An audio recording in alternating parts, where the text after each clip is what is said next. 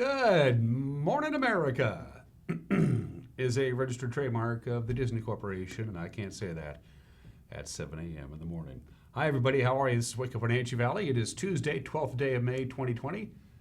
I'm Dan Kuntz, your host. Thanks for starting your day with us here on the NCW Life Channel. Pretty active weather for the rest of this week.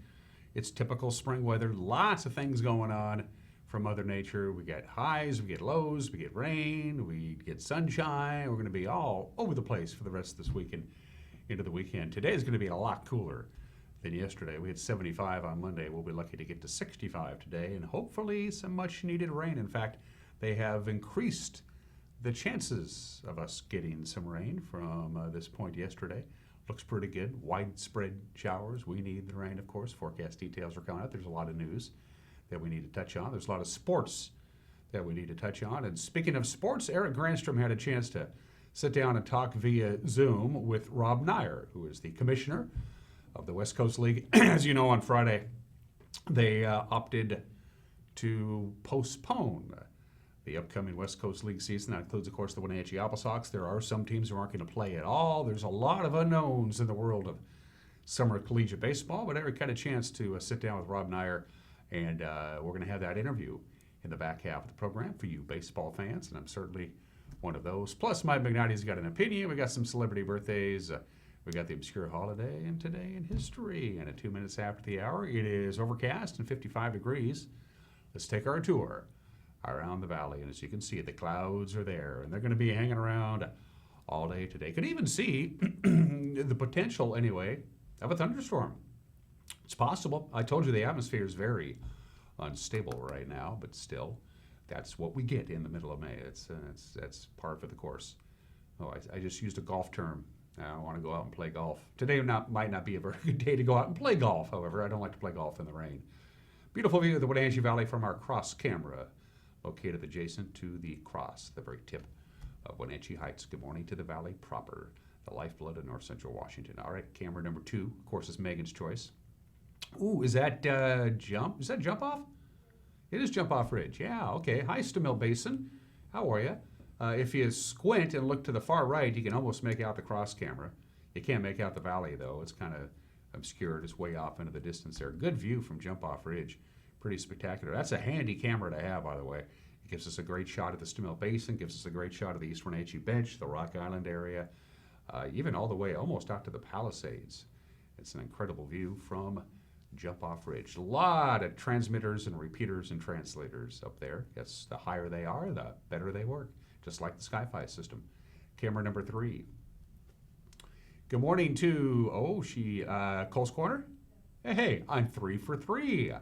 Good morning, Cole's Corner. It looks more like October or even November up there than it does in May.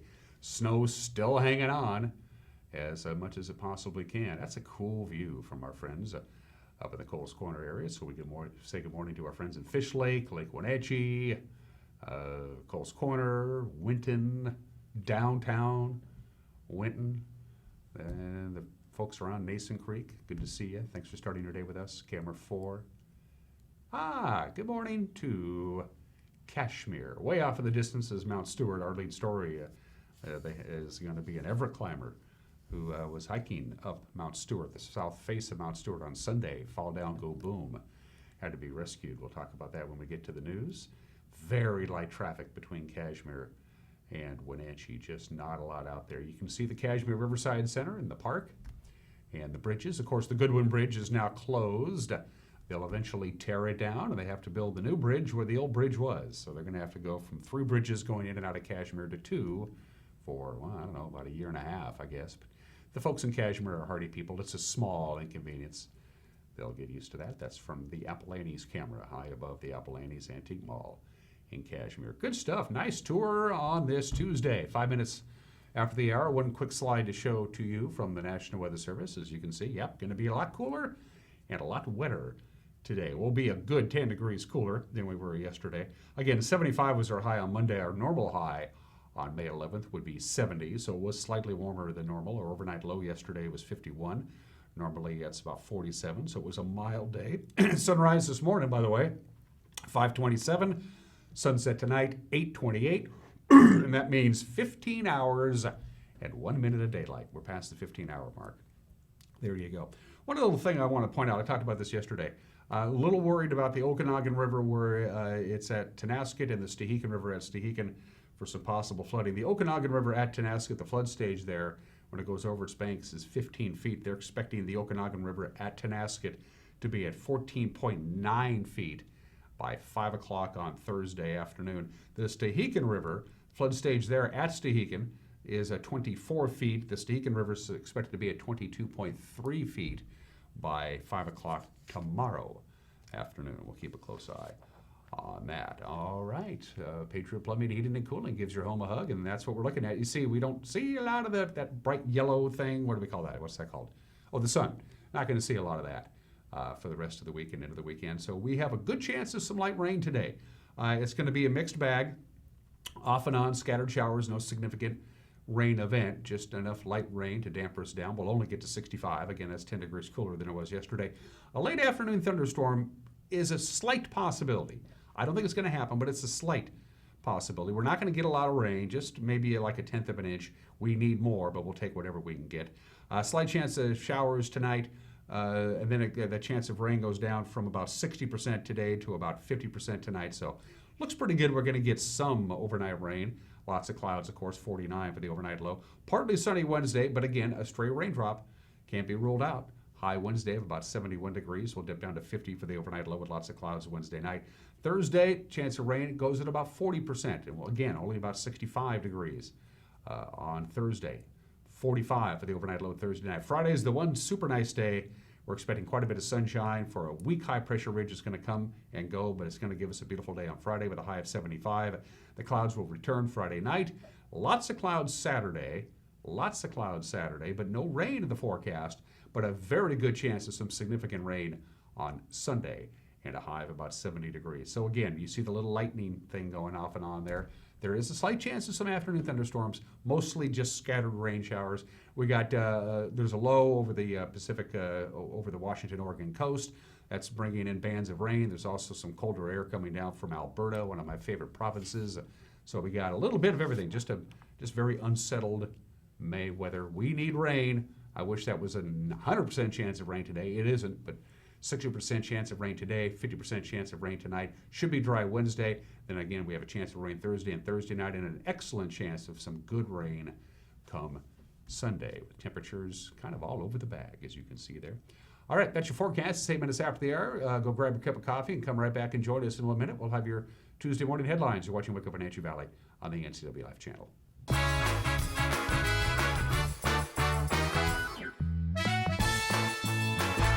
The Siren Song Winery and Restaurant is open daily with a variety of fresh food and wine options for curbside pickup and delivery. Order by phone or online at 888-4657 or at sirensongwines.com. Tipsy Canyon Winery remains open for wine sales and wine club pickup 7 days a week. See for yourself the most talked about view in the valley and pick up your favorite vintage to take home today. Succession Wines is in full production and open for wine sales Tuesday through Saturday from noon until 4. Check out the latest releases and get wine club information today. See why Succession is the one to watch. You want to help others. You need a solid career. You can have both with help from Charter College. Our 10-month medical assistant program prepares you to work in healthcare settings like physician offices, rehab centers, and clinics. You'll learn to take vitals, assist with exams, administer injections, and maintain records.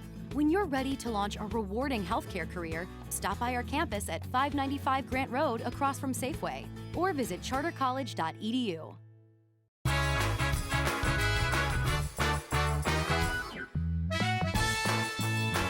We have returned to Studio 1 here in downtown Wenatchee, 10 minutes after the hour, overcast, currently dry, 55 degrees, better than 50-50 chance of some scattered showers throughout the course of the day today. And tonight, a late afternoon, early evening thunderstorm is also a possibility. We'll keep an eye on that. Here's what's making headlines. An Everett climber who fell during a Sunday excursion on Mount Stewart, rescued by a helicopter. He's 26-year-old Nolan Anderson.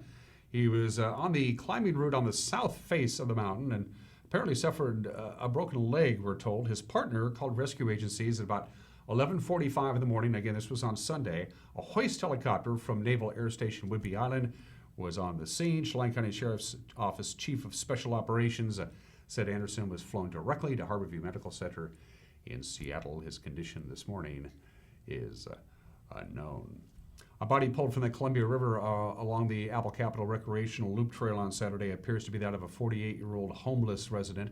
Wenatchee Police Captain Edgar Reinfeld described what happened. So it was Saturday, May 9th, and about 1:45 in the afternoon, we had a report that some people had located a body in the water a little ways south of 9th Street along the riverbank in Riverfront Park. Officers arrived. The person had already been pulled out by the people who discovered them, but he was obviously deceased and unrecoverable. The person has been identified at this point. However, we are not releasing the name information yet, as we're not certain about notification of next of kin.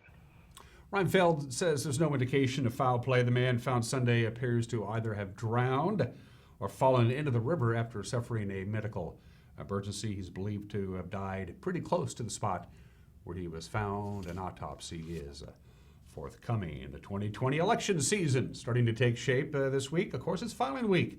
If you're going to run for public office, well, this is the week to do it. A number of races on the ballot this year. Filing week runs through 4 o'clock on Friday. A lot at stake locally, statewide, and nationally. All 12th District legislative seats are on the ballot. So Senator Brad Hawkins and Representatives Mike Steele and Keith Gaynor, who, by the way, all filed for re-election yesterday. Incumbent Chelan County Commissioner Kevin Overbay, and both incumbents from Douglas County on the commissioner seats, Dan Sutton and Kyle Steinberg. They also filed for re-election on Monday. You can file by mail, you can drop off the paperwork at a drop box, or you can file online because of the COVID-19 pandemic. In light of health risks from coronavirus, the Wenatchee City Pool will not be opening this summer. That's the word from the city of Wenatchee. Came down Monday. The pool was set to begin swimming hours on June 13th, but Parks and Recreation Director Dave Erickson says due to, quote, various health, safety, and operational considerations, the facility will remain closed, end quote. He said the decision was not taken lightly, as you might imagine. The city will keep monitoring the public health situation and still hopes to open other parks and recreation programs like the wading pool program at the local parks, the Rotary Park splash pad, day camps that are already scheduled. They're hoping to get those going this summer, but there will be no swimming at the Wenatchee City Pool. A stolen vehicle suspect barricaded himself in an outbuilding outside Oroville for close to 2.5 hours Sunday, finally surrendered without incident. Okanagan County Sheriff's deputies had earlier been told that 41-year-old John Devon of Oroville was armed with a shotgun, and he had a list of people, quote, he wanted to get rid of, unquote. Devon served 11 years in prison after being convicted of killing his 2-year-old stepson back in 2006. The stolen vehicle was found at 99 Sawtells Road just before 6 o'clock, and the resident of that property told deputies Devon was in an outbuilding. The building was surrounded, and the North Central Washington Special Response Team and Sheriff's Office negotiators, they were called in about 8:20 in the evening. Devon surrendered. No shotgun, by the way, was found. Devon faces numerous charges, including taking a motor vehicle without permission, first-degree assault, domestic violence, and obstructing law enforcement. He was released, by the way, from prison in 2017 after an appeals court found an issue with jury selection, and they sent his case back to Okanagan County Superior Court for a retrial. Instead of a new trial, he was recharged with second-degree manslaughter and sentenced to the time he had already served.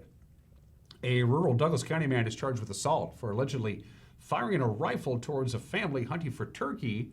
This happened near the Bridgeport Bar. Sheriff's deputies say back on May 5th, 67-year-old Lyle Osteller fired multiple rounds from his porch towards a father, a daughter, and a grandfather who were hunting on public land near his residence. The hunters said bullets from Osteller's property began to strike rocks and trees around them as they shot a turkey in the area. Deputies said as many as 15 to 20 shots may have been fired. They arrested Osteller at his home on Thursday. He remains jailed in Okanagan County on a $25,000 bond. COVID-19 relief funding is on tap for Chelan and Douglas counties to the tune of about $8.6 million. The State Department of Commerce says the federally approved money under the CARES Act amounts to $4.3 million for Chelan County, plus just over $1 million for the city of Wenatchee, and about $320,000 for its 4 other incorporated towns. Douglas County They're going to get about $2.3 million plus $411,000 for East Wenatchee and almost $195,000 for its remaining cities. The money is allocated based on population, impacts from the pandemic, and other factors. It can be used to defray costs to local governments from dealing with the disease. Now, for Grant County and its cities, the total is $7.1 million. In Okanagan County, just $59,000. Finally, this morning, Sir Wenatchee Valley has been busy collecting and distributing food and offering other assistance to people in need during the COVID-19 outbreak. Executive Director Tom Neyer was my guest on yesterday's edition of Wake Up Wenatchee Valley. He says he expects the number of people needing the services of Wake Up Wenatchee Valley will grow more in the weeks ahead. You know, we jumped our food distribution from somewhere between 50 and 100 boxes of food a week up to over 300 boxes a week, and doing the drive-through food, food bank. So that part has been busy, but with our office being closed, we have not seen the traffic and the foot traffic into the office. We are taking all of those appointments by phone call. A lot of folks have received some stimulus, cash through this time, unemployment, and so there was a real peak at the very front end. Then it kind of leveled off just a little bit, but we know that the financial crisis as a result of this are going to last for months, down the road, and so that's what we have been preparing for. So we've been continuing to do phone conversations. As you perhaps are aware, the governor put into place a no eviction order. So evictions were no longer a problem. However, compiling rent is, and so once the restrictions of eviction are lifted, there's still going to be a backlog in many families. And like you said, the new families that we are serving is huge, because there are folks that have been working at their jobs for many years, and all of a sudden now they find themselves in a need, and navigating through the process, has been challenging for folks. And that's a look at what's making headlines on this Tuesday morning. The news crew will be back at it, many working remotely from home, others working here in the studios. We try to practice safe social distancing, but we're still able to put together a newscast. Eric Granstrom, the handsome and debonair Eric Granstrom, handles sports, and the even more handsome and more debonair Grant Olson is the anchor with a preview of tonight's news. Here's Grant. Good morning, Dan. Coming up tonight on the NCW Life Evening News, the Wenatchee World newspaper says it's scaling back its publication to 4 days a week. I'll have your wet and cooler North Central Washington weather forecast, and Eric Granstrom will take a look at the day's sports. That and much more coming up tonight at 5, 6, and 10 on the NCW Life Evening News. We hope you'll join us then. Dan? Thank you very much, Grant. If you want to drop us a note, you're more than welcome to do so. We'd love to hear from you, our viewers, and we do hear from you, our viewers. If you just want to say hi or you got a news tip, you can email us directly, news@ncwlife.com, news@ncwlife.com. Our website, ncwlife.com, is constantly being populated with the latest local headlines and everything that you need to know. And you'll also notice there's a Contact Us icon. If you click on that, you can either submit a news tip or just drop us a note, or you can go to our Facebook page. Give us a big old thumbs up while you're there, and you can drop us a line via Facebook Messenger. Going to take a break. When we come back, we're talking baseball. We're talking high school sports, some changes in how the postseason is going to be run coming up next year. There's a lot of sports to get to, and we'll have that for you in 1 minute. You're watching Wake Up Wenatchee Valley on the NCW Live channel.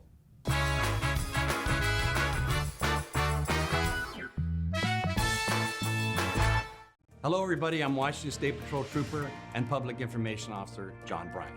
We want you to stay home, stay healthy, stay safe. Obviously there's decreased traffic on Interstate 90 and all our state routes. Despite the reduction in traffic, there are probably many drivers who should not be on the road unless they are following the guidelines for essential trips or essential work. You should know what they are at this point.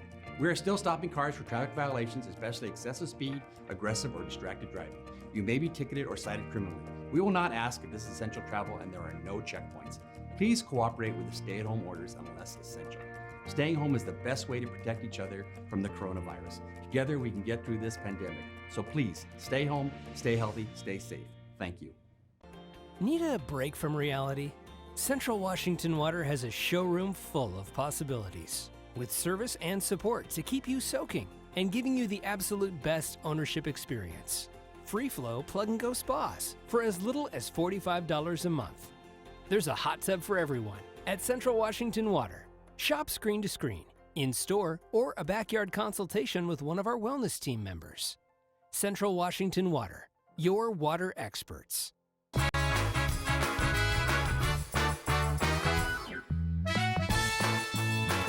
Back at it at 21 minutes after the hour. Let's talk about sports. Of course, as you know by now, last Friday, the West Coast League announcing that they're going to at least postpone the start of the season until July in light of the pandemic-related circumstances. A lot of teams may have to be joining Bellingham and canceling their seasons altogether. It could leave just 7 teams in the league, all of them from Washington State, trying to salvage some kind of season. West Coast League Commissioner Rob Neyer says the season as we know it, with North and South divisions and each team playing about 50 games, obviously is not going to happen this year. There's been all kinds of things that they're kicking around. There could be an open tournament format with groups of players traveling to different cities, divvying up the teams, and then playing several games in a 3-day stretch. You know, you call it a baseball festival or a jamboree, whatever you want to call it. Absolutely. And assuming that the major league teams allowed their scouts to travel, that would be fantastically popular. The question then becomes, how do you afford to do that, right? You still need to staff the games. You got to pay the umpires. You got to have some staff on hand to make sure all the various safety measures are being observed. So these are just some of the hurdles that we face, but absolutely, we've got teams that are considering things just like that. Anything to create good baseball games. Maybe you can live stream it, give the fans something to watch. I mean, we would all love to bring baseball to our fans, bring baseball to the players, especially in the Northwest, who wouldn't have to travel very far. The question is, can you do that in a way that's practical and it's safe? And I mean, frankly, we don't know the answer yet. We don't know if you can do it. Each of the 12 teams that make up the West Coast Baseball League, Summer Collegiate Baseball, they're businesses, of course, and the pandemic canceling their season, that would take a real toll on the business side of our national pastime. But Rob Neyer says he's confident everything in 2021 will be back to normal. As far as I know, and I have been told some things about this, every team that is not playing this summer, has announced they're not playing, is full steam ahead for next summer, summer of 2021. I have not heard about any staff layoffs. If you were not confident about playing in 2021, you wouldn't retain your staffs at this point. You'd be doing furloughs and layoffs and all those things, starting to wind things down. That's not happening. I think all of our teams are willing, not only willing, but able to keep working toward 2021. So I believe we're all quite optimistic about having the full complement of teams back next season. Of course, the Apple Sox just celebrated their 20th season of summer collegiate baseball here in the Wenatchee Valley. A lot of other teams in the West Coast League have a rich history of offering fans the national pastime in June, July, and right on into August. The question is, once we get back to playing baseball, what the new normal is going to be. I've heard the whole range. We'll be back to normal in 2 months, everywhere. It's going to be fine. Don't worry about it. I've also heard people say life will never be the same again. You'll never leave your house again without a mask. We'll never have large sporting events again. Well, anything's possible, but I'm fairly sure that the reality is somewhere in the middle of it, between those extremes.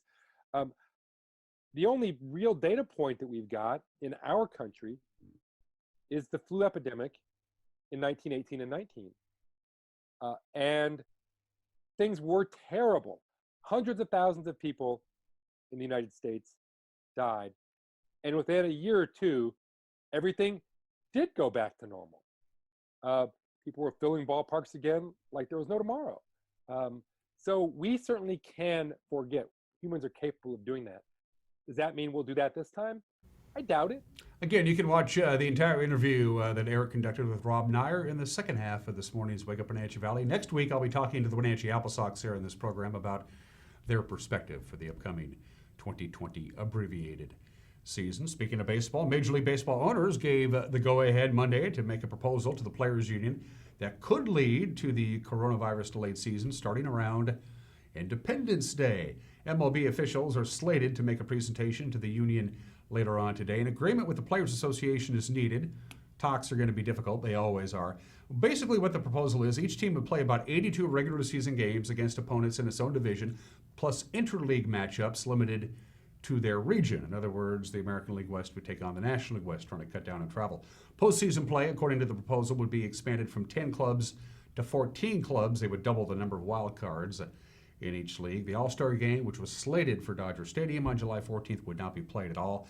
The sticking point, not surprisingly, money, salaries. Teams will propose that players receive the percentage of their 2020 salaries based on a 50-50 split of revenues. The proposal would have teams begin training camp in mid-June, and the shortened season starting the weekend right around Independence Day. Games would be played without fans to start, but the hope is to open up the turnstiles once the season continues. High school teams in Washington State trying to make the state championship tournament will now have to go through a committee.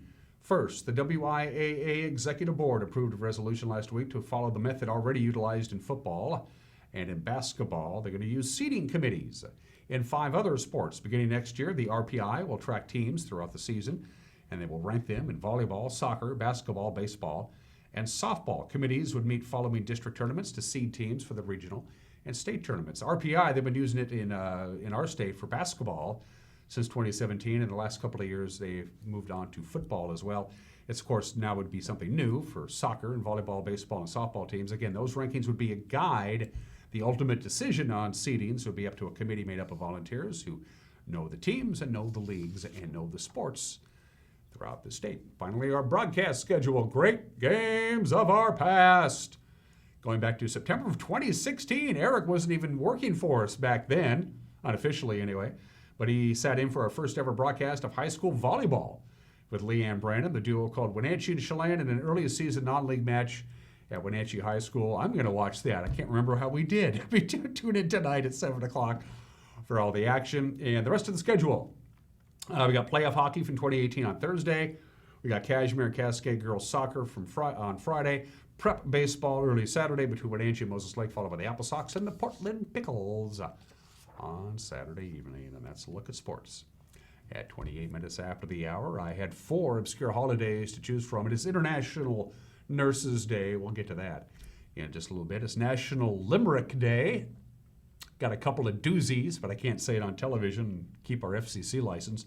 National Nutty Fudge Day. But it's an obscure holiday, right? So it's National Odometer Day. The underappreciated odometer. The word odometer is Greek in origin, like most words. The Greek word hodos, meaning path or gateway, and metron, meaning measure. So they came into odometer. Odometers go back a long way, believe it or not, but the way of measuring how far you've gone from point A to point B, that has changed. Of course, nobody really knows who invented the odometer in its modern incarnation. Odometers are important. How far have I traveled? Of course, odometers basically tell you the lifespan of your car. Maybe we should have odometers built into our forehead. Check your odometer, take better care of your car. Now, today's odometers in modern cars, that's fantastic. You get an oil change, you don't have to worry about the little sticker in the upper left-hand corner. You just program it into the odometer, and it says, tell me when you get to this amount of mileage so I know it's time to change the oil. It's also a great way to check the efficiency of your gas. The odometer, what would we do without it? I've driven any number of automobiles, owned a lot of cars in my lifetime. And you would drive down the road, I'm going to get to this certain point of the odometer, so I got to pull over and take a picture when it turns to whatever thousand, and I always forget. Always. 29 minutes after the hour. Speaking of trips, May 12th, 1846, 174 years ago today, the Donner Party left Independence, Missouri, destination California. Didn't work out very good. They didn't take the trail they were supposed to take. But in 1846, traveling across the country was problematic in 1846. It's problematic today. They were supposed to take the green route but they heard of a shortcut, which is the red route, so they took that instead. I'm not going to get into the details of the Donner Party. Of the 87 members of the Donner Party, 48 survived. That's probably all you need to know about the Donner Party. Bottom of the hour, I mentioned, of course, it's International Nurses Day because it's Florence Nightingale's birthday. She was born in the state in 1820. She is given credit with inventing modern-day nursing. There are some who say it's more of a group effort, but if you got to put a face to modern-day nursing, it would be Florence Nightingale. She lived to the age of 90. That's remarkable. When you're a nurse and you are accredited and you're ready to go, the pledge that you take is known as the Nightingale Pledge, and the highest award in all of nursing is known as the Florence Nightingale Medal. Florence Nightingale, born in the state in 1820. That would make her 200 years old today. Katharine Hepburn, born in the state in 1907, lived a long life. Lived to the age of 96, died in 2003. She won 4 Academy Awards for Best Actress. That is more than any other person, regardless of gender. 4 Academy Awards for Best Actress, and a total of 12 nominations. Only Meryl Streep surpassed that for Best Actress. She was nominated for Best Actress 12 times and won 4 of them. That's a remarkable achievement. Katharine Hepburn, whenever I'm channel flipping and she's on a movie, I always watch. I could never get past the fact I always felt like Katharine Hepburn, and regardless of whatever movie she was in, was actually playing Katharine Hepburn. She's still worth watching. She was born in the state in 1907. Lawrence Peter Yogi Berra, born in the state 95 years ago. He passed away 5 years ago at the age of 90. 10 times a world champion, all of them with the Yankees, most all time.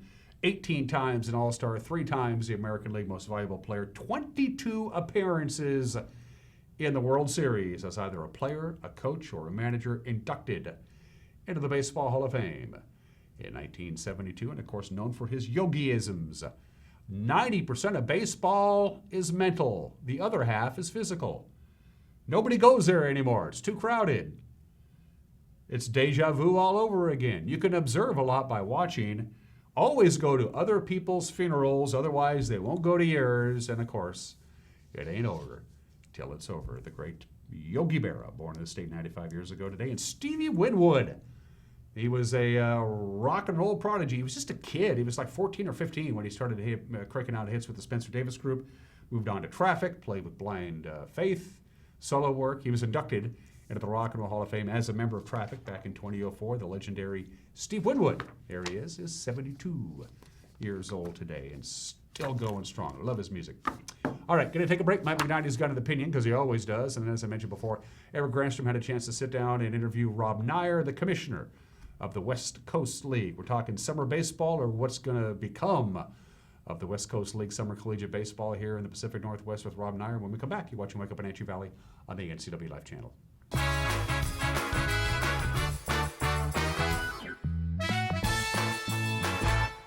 My name is Lacey Haggerty, and I am a nurse midwife with Columbia Valley Community Health. I love all aspects of my job because it is a profession that's very committed to empowering women to make decisions in their health care that feel best for them. It's incredibly valuable to me as a midwife that I get to take care of women throughout their whole lifespan. I hope to see you at a future visit because I know you'll love having midwifery care. The world around us is constantly changing. Major employers in North Central Washington have expressed a need for capable, qualified engineering technologists who can think critically and solve problems. And at Wenatchee Valley College, we listened. We are pleased to offer a Bachelor of Applied Science Engineering Technology degree to provide you with a world of new opportunities. Your time is now. The future is waiting for you. Pybus Public Market restaurants are open for takeout, and our fresh produce, meats, and seafood shops open for pickup. Go to www.pybusmarket.org, click on the red Pybus Market and COVID-19 button to view hours, menus, and place orders online. We are grateful for your continued support of the Pybus Public Market, restaurants, and merchants. Mike's Meats and Seafood, Royal Produce, Little Red's Bakery and Espresso, Fire and Ice, and Pybus Bistro.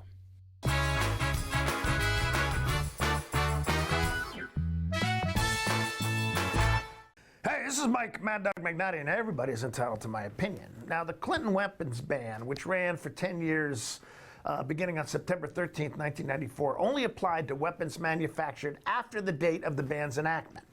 And it expired on September 13, 2004. The act also included a grandfather clause that allowed the possession and transfer of weapons and ammunition that were lawfully possessed on the date of the enactment. Okay, all right, I know. I mention this because many folks think school shootings will be reduced or deterred by a reenactment of this type of weapons ban. Did a ban like this actually have any effect on deterring school shootings? Well, that depends on what you read. This is Mike Mad Dog Magnotti, and that's my opinion.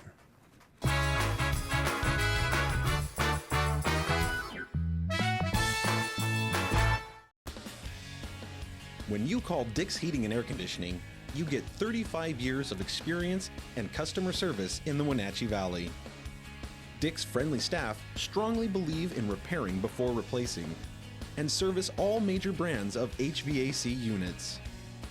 Dick's Heating and Air Conditioning is your local, independent, trained comfort specialists, proudly serving all of North Central Washington. Call 884-6444 today. People are starting to talk about reopening, and it is these local businesses with boots on the ground and personal guarantees on their loans and leases that are out there working diligently right now to welcome us all back and to keep us all safe. So as that opportunity grows to participate and congregate, remember your friends and neighbors that are the operators of those local businesses. And let's see if we can't turn this struggle into a strength for this entire local business community. It's estimated that 1/3 of Americans do not have a financial plan. At D.A. Davidson, their advisors are working to change that because they understand the importance of planning for the future. At D.A. Davidson, they believe in partnering together to build a strategy tailored to your needs. They spend the time and have the knowledge to help keep your financial future on track. Let D.A. Davidson Financial Advisors of Wenatchee put the strength of advice to work for you. Is search engine optimization right for my business? Maybe. Studies show the first and second search results get 50% of all the clicks. But you have to fight national chains to get there. If the user has to scroll down to find you, tough luck. You could hide a dead body on page 2 and the whole zombie apocalypse on page 3. Or you could spend less and get an ad in the Impact Big Print phone book, giving local businesses a chance to shine. Impact Directories. Bigger print, better book.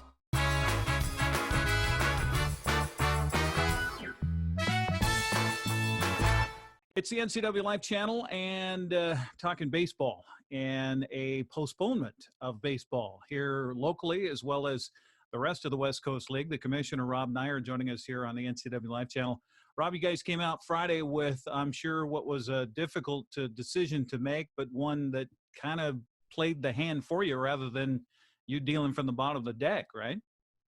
Well, we certainly had to do something, and it hasn't been clear throughout this crisis, this pandemic, what the right thing has been on a day-to-day basis because so many things change every day. But the weight of the announcements from not only the state of Oregon, the state of Washington, but also British Columbia just made us realize that even if we're able to play some baseball somewhere this season in the Northwest, which remains our goal, it wasn't going to be a West Coast League season with 8 or 10 or 12 teams playing a fairly uniform schedule. That just isn't going to happen. So that's where we are right now. Bellingham first a couple of weeks ago had to make the announcement of a cancellation of its season because the mayor in Bellingham said all public facilities closed until the end of August. Did you know about that leading up to it, or was it kind of a surprise for you? We didn't know as a league, we didn't know until the day before the mayor made that announcement. And as soon as that happened, as soon as he made the actual announcement, the Bells canceled their season. And what's difficult about this, and maybe you can kind of shed some light on it too, for just the casual fan, is there's so much involved in summer collegiate baseball with trying to get the players in, get them host families, get them situations where they have a place to stay, let alone scheduling the season, home and away, and all of that. Kind of shed that light for us, and all of those things that go into it. It's one thing to say, well, we're going to postpone it for a month, but then that sets a whole new thing, a whole set of things in motion, doesn't it? Well, it certainly does. I mean, the amount of work that goes into putting together a schedule, putting together a single team is just immense. And of course, that all goes out the window when all these schedule changes happen. And one thing that might surprise people is that we've actually been inundated with requests from players since all this started, because our players didn't get to enjoy their full college seasons, which makes getting baseball played in the summer even more important to them, to get that work in they have to do or want to do. And then when other leagues begin canceling, guess where those players go? They go to the leagues that haven't canceled yet, like ours. So if we were able to have a season, a real season, it would have been the best season we've ever had, talent-wise, because players from all these other good leagues were looking for places to play. Getting players would be the least of our issues this season. Now, traveling from state to state or from country to country, that would have been tough. Maybe lining up enough host families would be tough. But all of our teams have been hearing from the players for weeks. We'll play. We need to play if you can somehow make it happen. And that's why I'm happy to say that we still have 6 or 7 teams, well, 7 teams who are still working towards some sort of a season. Well, let's talk about that and what that might look like. The announcement came out on Friday saying that the start that you'd hoped for June 5th is going to be pushed back to early July, yet to be determined. For the teams that are remaining now, unfortunately, the teams you lost, I mean, here you've got the 2 teams that battled for the championship a year ago with, the Harbor Cats and Corvallis Knights to be out of the scenario. So what might this look like? I know that's probably an impossible question to answer right now, but as far as from your position, what might this look like when we get to it? Are we going to see expanded rosters for the teams that remain, or how are we going to do this? Well, I don't know that we would need expanded rosters because our rosters are essentially limitless now. I think you would potentially you could see more players over the course of a normal 4 or 5 weeks than you would usually, assuming you can find the host families, et cetera, et cetera. You might see a sort of regionalized play where, and again, this is purely speculative, but I can imagine a situation where Wenatchee and Yakima Valley and Walla Walla would just sort of play each other back and forth in almost a month-long tournament. It's just an idea. I could see one city hosting a bunch of games. All the games take place in that one ballpark. I mean, we're all trying to be creative here and come up with ways essentially to allow players to get the work in that they need. It seems quite unlikely that we're going to have full ballparks, right? That's the biggest sticking point, I think, is how can we play baseball without 2,000 people in the stands? Because it doesn't like that's going to be allowed anytime this summer, or at least certainly not in the middle of the summer. I mean, in Oregon, for example, the governor has essentially said there will be no public gatherings, no sporting events with spectators at all until October. Well, so how do you make that work? And our teams are looking at all sorts of options, but at this point, it's just really difficult to say what those would be. Is it possible that in that tournament scenario, you could have just a group of ball players show up like at Paul Thomas Senior Stadium for a period of 3-4 days, and you'd kind of draw teams to start the day, and then you play a bunch of games, and then you just do that for 3-4 days? I think that would be a wonderful event. you call it a baseball festival or a jamboree, whatever you want to call it. Absolutely. And assuming that the major league teams allowed their scouts to travel, that would be fantastically popular. The question then becomes, how do you afford to do that, right? You still need to staff the games. You got to pay the umpires. You got to have some staff on hand to make sure all the various safety measures are being observed. So these are just some of the hurdles that we face, but absolutely, we've got teams that are considering things just like that. Anything to create good baseball games. Maybe you can live stream it, give the fans something to watch. I mean, we would all love to bring baseball to our fans, bring baseball to the players, especially in the Northwest, who wouldn't have to travel very far. The question is, can you do that in a way that's practical and it's safe? And I mean, frankly, we don't know the answer yet. We don't know if you can do it. We're lucky in one sense that we're not lucky, but we do feel that we still have time on our side. We have, now that we're talking about early July, we have essentially 2 months to figure out some of the answers to some of those questions. Of course, there will be more questions that we haven't even thought of yet, but we'll just keep plugging away at them. For, I mean, mostly all of these organizations that are part of the West Coast League, this is a small business. So the scenario for Bellingham and for others that are losing this season, what are you receiving feedback wise from the ownership and such, as far as fiscally, are they going to be able to survive to come back in 2021? Well, I certainly wouldn't offer any details. In fact, I'm fortunate. I don't know any details. Teams don't share those things with me, and which is great. I don't have a head for numbers, not those kinds of numbers anyway.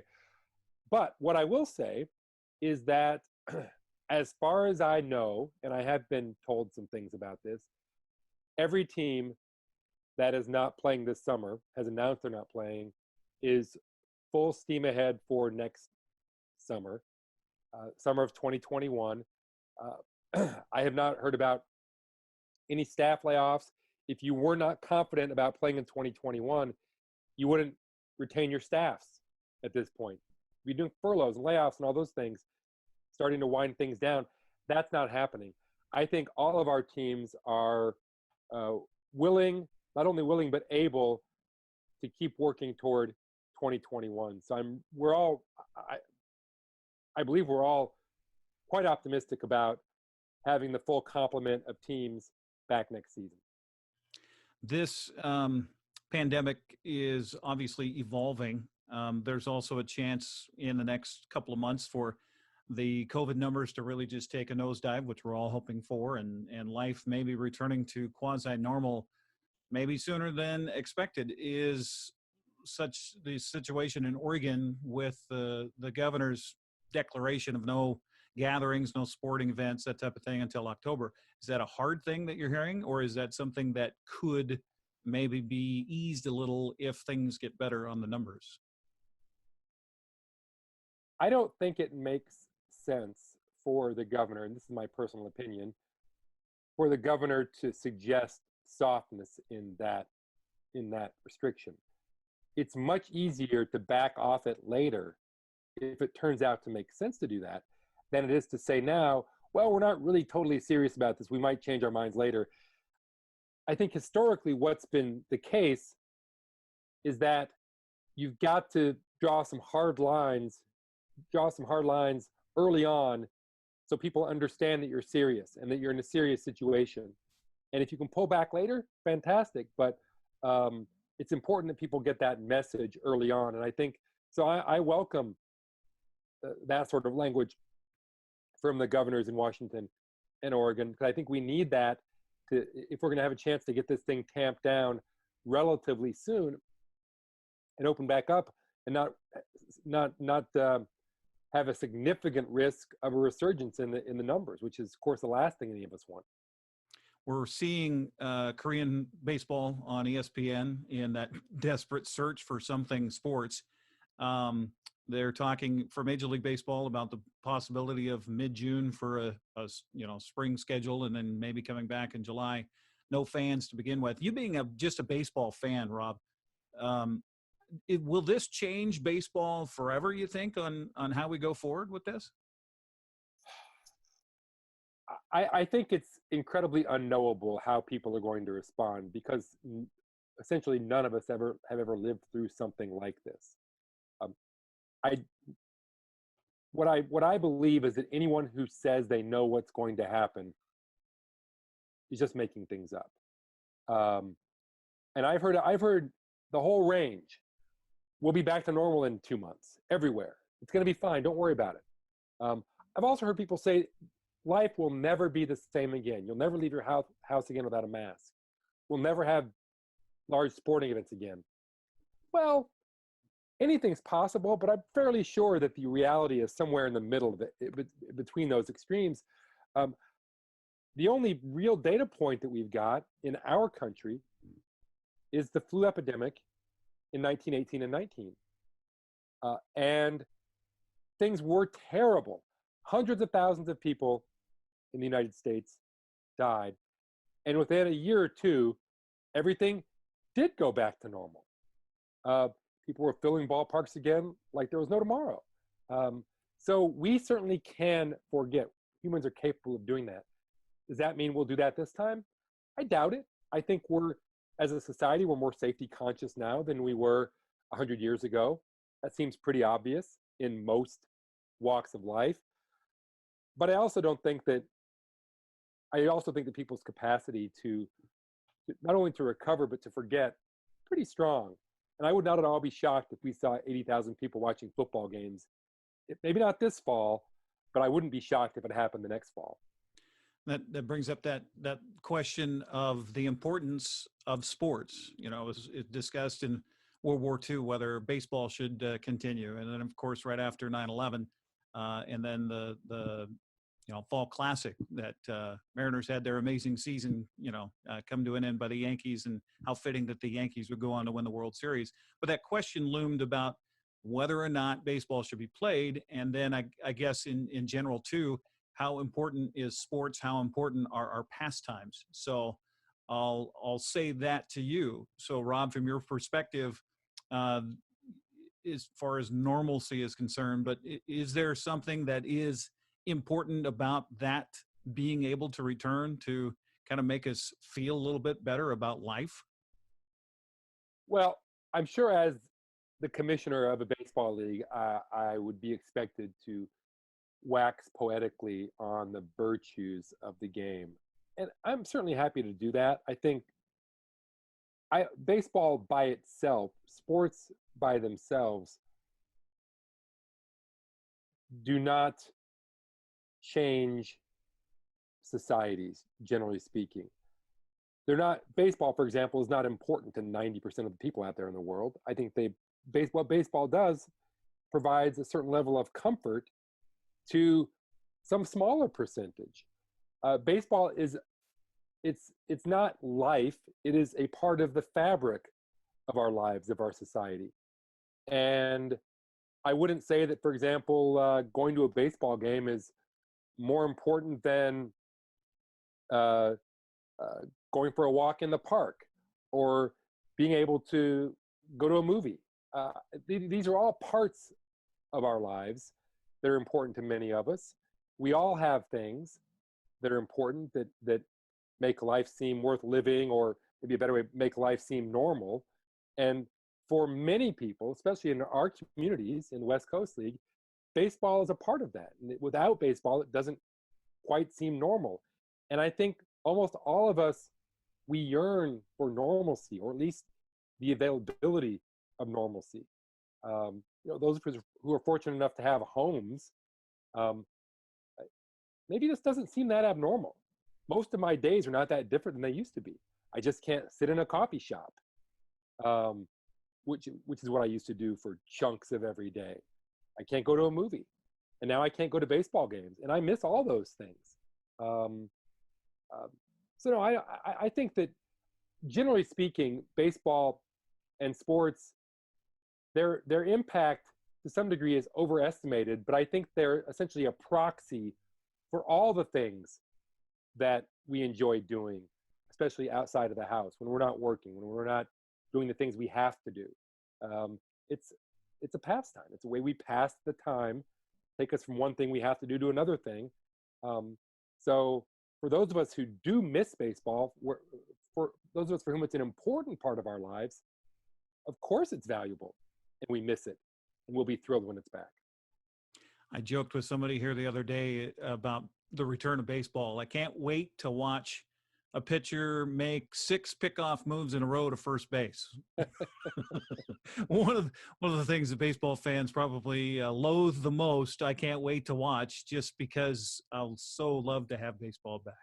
Yeah, there are a million things, and I think that one thing we will have, at least initially when baseball comes back, is a greater appreciation for those small things, and that's a gift. One of the things we should all try to do is make that gift last as long as possible. We should have. It's a great lesson in appreciation, and the longer we can hold that, the better.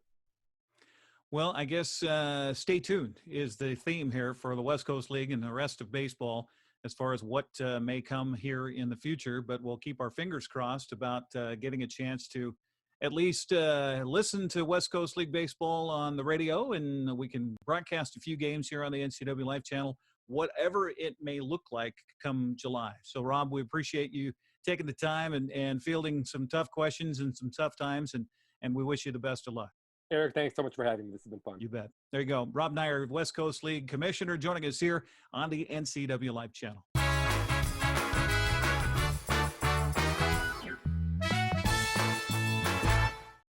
When you think of Doghouse Motorsports, you might think of motorcycles, but there's a lot more in this house. How about Honda power equipment? From snowblowers to lawnmowers to generators and even water pumps, Honda is the brand that sets the standards. Perhaps you need an ATV or UTV. The Doghouse has the largest selection anywhere.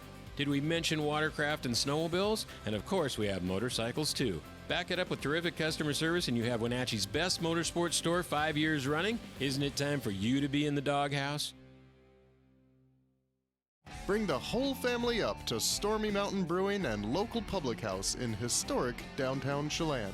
Applewood smoked brisket, street-style tacos, and our award-winning barbecue rubs and sauces. Our meals pair perfectly with our exciting lineup of craft ales, made right here in Chelan. We've got room for big groups, or give us a call for catering. So grab the kids and check out the fun at Stormy Mountain Brewing and local public house located in the heart of Chelan. You don't have to be a member to enjoy the view and dine-in style at Highlander Bar and Grill in East Wenatchee. Open 7 days a week, Highlander Grill offers breakfast, lunch, and dinner. Dine in or take it to go, our friendly staff is here to serve you. Reservations recommended for Friday night's prime rib dinner. Call for live music dates. Hi, I'm Shalane, site coordinator for Highlander Grill. Give me a call to schedule your event today. Succession is leading the way for a new generation of Chelan wineries. Named Platinum Winemaker of the Year in 2017 and the one to watch in 2018 by Wine Press, Succession is setting the pace.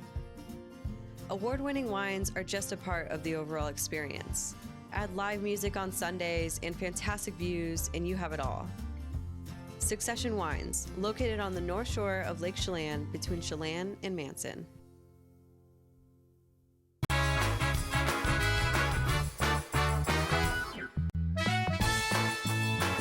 And we're back here live from Studio 7 in downtown Wenatchee. Let's take one more look at that weather forecast from the National Weather Service. That way, if you don't like the weather, you can blame the government. You see those little flashes at the graphically speaking there? Yeah, we could see a thunderstorm late this afternoon. The odds of that happening aren't very good, but the odds of us are getting some rain, some widespread rain for the entire viewing area are pretty good, better than 50-50. 60% chance of some badly needed rain today. And a lot cooler. We're only going to get to 65 today. We got 75 yesterday. 49 for the overnight low. We got about a 50% chance of rain tonight. So not a big dumping, not a big downpour, but just scattered showers. And it's going to be wet and cool, really, today and tonight. We catch a little bit of a break on Wednesday with a couple of sun breaks and a high of about 71 degrees. Right back to cool temperatures and a chance of rain on Thursday with a high of 65. Best chance of measurable rain, and again, we need it. We're in it or out. Sunday. Lots of rain and a high of only 70 degrees. The one day of sunshine and warm temperatures, Friday. Outside of that, pretty cool, pretty unsettled, typical for the middle of May. And that's it for us. Everybody have a fantabulous Tuesday. We'll see you tomorrow. Take care. Bye-bye.